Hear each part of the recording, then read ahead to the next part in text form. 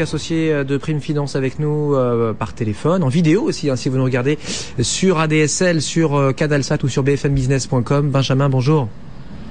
Bonjour Sébastien. Pourquoi le pétrole monte alors plus de $100? Ça faisait des semaines, que dis-je, des mois qu'on l'avait peut-être pas vu à ce niveau-là.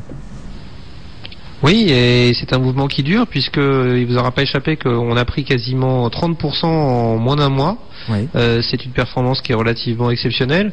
C'est arrivé deux fois une performance, une appréciation aussi violente. La première fois, c'est lorsque l'Irak avait envahi le Koweït.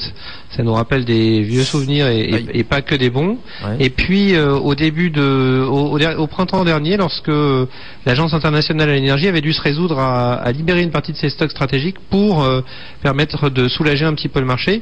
Là, on est dans une situation qui est un peu différente. On était plutôt parti pour pricer un ralentissement économique dans la zone de l'OCDE, avec un ralentissement des prévisions de croissance pour les États-Unis, mais également pour l'Europe.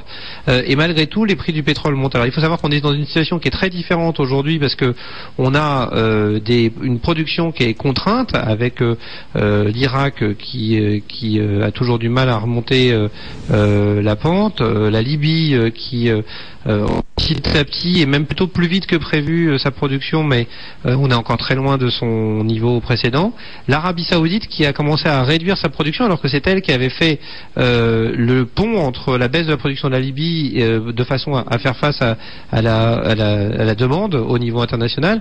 Mais aujourd'hui, il y a des interrogations qui se posent aussi sur l'Arabie Saoudite. On se rend compte que le nombre de puits qui existent en Arabie Saoudite n'arrête pas d'augmenter et malgré tout, la production saoudienne n'augmente pas. Donc certains reposent la question de savoir si cette problématique de production en Arabie Saoudite, savoir si l'Arabie Saoudite, qui est le seul pays au monde aujourd'hui à avoir des capacités excédentaires de production, a de vraies capacités excédentaires de production. Ça, c'est un premier point. Et puis, on a le dossier iranien qui est revenu sur le devant de la scène la semaine dernière, et qui pose aujourd'hui de gros problèmes.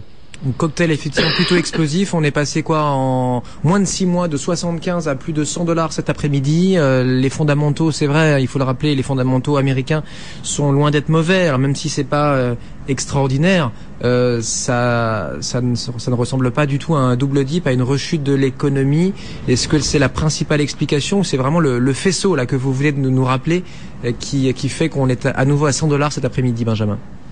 Tout ça se combine, excusez-moi, mais tout ça se combine. On a également des chiffres effectivement américains qui étaient plutôt meilleurs que prévu, notamment les chiffres de l'inflation qui sont un peu moins forts que prévu et qui laissent anticiper peut-être une réaction de la Fed, un nouveau quantitative easing, une nouvelle mesure de stimulation de l'économie. Oui. Qui pourrait aider les prix du pétrole à se reprendre. Et on a aujourd'hui effectivement plutôt des bonnes perspectives à attendre de ce côté-là. Et puis n'oublions pas que si les perspectives de croissance sont moins bonnes dans les pays de l'OCDE, la croissance continue à être soutenue dans les pays en développement et notamment en Chine, et que selon les prévisions de l'Agence internationale à l'énergie, malgré le ralentissement de la zone économique européenne et américaine l'année prochaine, on aura quand même une hausse de la consommation du pétrole. Et le gros problème aujourd'hui est conjoncturel et il est structurel, je dirais même plutôt maintenant, puisqu'on a une consommation de pétrole qui évolue plus vite au niveau international que la production de pétrole, avec une augmentation de la consommation qui est de l'ordre de 1,4% par an au niveau international, contre une augmentation de la production qui allait de 1,1%.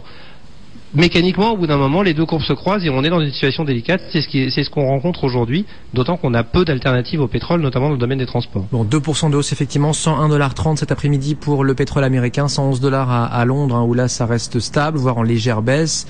C'est très sage aussi, Benjamin, on peut en terminer par là, il nous reste 1 minute. Très sage sur l'or. On se rappelle, plus de 1900, on pensait aller tout droit vers les $2000. Et puis, on est maintenant là scotché autour de 1750. Est-ce que c'est un calme avant une nouvelle tempête sur l'or ou c'est pour vous logique là? Nous, on croit que c'est un calme avant une nouvelle tempête. Alors, il faut voir que ce qui a entraîné un certain nombre de prises de bénéfices ces derniers jours sur l'or sont des raisons techniques. La première, c'est la reprise du dollar dans le sillage de la faiblesse de l'euro étant donné la crise que connaissent les dettes européennes. C'est un facteur qui pénalise le cours de l'or. Il faut savoir qu'on n'en parle pas, mais le cours de l'or en Inde, par exemple, a atteint un nouveau record ces derniers jours. La cotation en Inde a dépassé les 22 22 000 roupies. On atteint des nouveaux records. La demande ne faiblit pas dans ces pays. En Chine également, la demande est extrêmement soutenue. On a eu des chiffres des 3 derniers mois d'importation chinoise. En 3 mois, la Chine a importé plus d'or que sur toute l'année dernière. Donc on continue à avoir une très forte demande. Mais pourtant les cours se replient, ça veut dire qu'il y en a d'autres en face qui vendent là.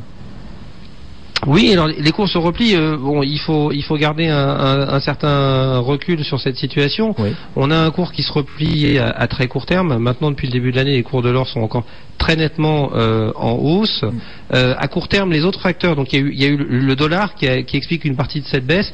On a également eu l'annonce d'un certain nombre de gros intervenants, notamment John Paulson, le fameux gérant qui avait prévu la crise des subprimes, qui a annoncé hier avoir sorti une partie de son or. Néanmoins, quand on regarde les chiffres, on se rend compte que les money managers, on se rend compte que les investisseurs institutionnels reviennent sur l'or progressivement, et que, pour prendre un seul exemple, le Spider Gold, qui est le plus gros ETF existant sur l'or aux États-Unis, est aujourd'hui à moins d'1% de ses records de détention. Donc on a toujours un vrai intérêt pour l'or. Je pense que le ralentissement des prix est conjoncturel à cause de cette reprise du dollar. Mais rappelons que le dollar va devoir se maintenir sur ces niveaux-là, parce que si l'Europe est dans une situation délicate, on a le super comité américain qui doit décider des mesures fiscales, qui doit prendre ses arbitrages avant le 23 novembre, et le 23 novembre c'est bientôt, et pour l'instant il n'y a toujours pas d'accord en vue, donc peut-être que le dollar ne se maintiendra pas. Et puis si la situation dégénérait en Europe, on peut penser que l'or jouerait son rôle de valeur refuge exactement au même titre que le dollar, et donc on pourrait avoir l'or et le dollar qui montent en même temps, ce qui n'est pas encore le cas aujourd'hui.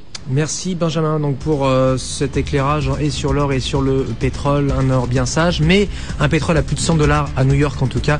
À Londres, ça fait longtemps qu'on y est, donc au-delà de cette barre psychologique des $100. Merci Benjamin, donc Benjamin Louvet, associé de Prime Finance à Paris. 16h27, courte pause, on va se reconnecter dans un instant au marché.